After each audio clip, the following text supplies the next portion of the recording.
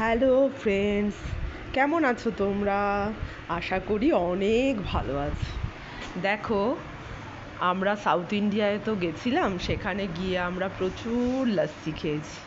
প্রত্যেক দিন দুপুরবেলায় বলো রাত্রিবেলায় বলো, খাওয়ার পরে লাস্টে লাস্সি। কেননা সাউথ ইন্ডিয়ায় ভীষণই গরম থাকে, গরমকালে লাস্সি খাওয়া কিন্তু ভীষণ ভালো। তো আমার মা ফোন করে আমায় বলে দিয়েছিল যে ছেলেকে হাইড্রেটেড রাখবি সব সময়, ও যেন লাস্সি হোক ফ্রুট জুস হোক খায়। তো আমি আমার ছেলে ওয়াটারমেলন জুস ভালোবাসে, কিন্তু ও বলছিল যে না আমি লাস্সি খাবো। তো আমার হাজব্যান্ডও বলল ঠিক আছে চলো তাহলে প্রত্যেক দিন দুপুরে রাত্রে আমরা লাস্সিটা খেয়েছি। আর সত্যি কথা বলতে সাউথ ইন্ডিয়ান থালিটা আমি খেতে পারি না, আমরা তো বাঙালি। ব্রেকফাস্টটা ভীষণ প্রিয় আমার, ইডলি ধোসা,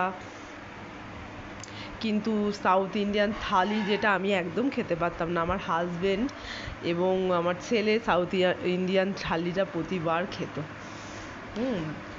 তো কিন্তু লাচ্ছিটা ওরা ভীষণ ভালো বানায় এবং চাও খুব ভালো করে। চাও ওদের আমার খুবই ভালো লেগেছে সত্যি কথা বলতে। কি মানে বাঙালিরা যেরকম সুন্দর চা করে সেরকমই আর কি, একই রকম।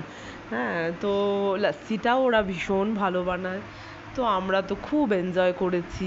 গরমের মধ্যে পেট আমাদের ঠান্ডা হয়ে গেছে, শরীরও ঠান্ডা হয়ে গেছে, মনও ঠান্ডা হয়ে গেছে।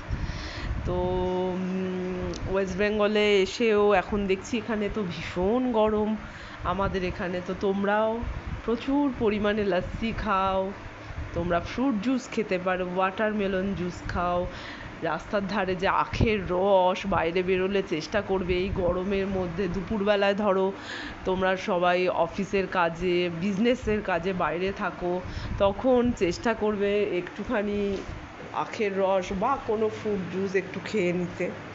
সবচেয়ে ভালো হয় আখের রস, তো তোমরা যেখানে হোক পেয়েই যাবে। হ্যাঁ, যাতে হাইড্রেটেড থাকো।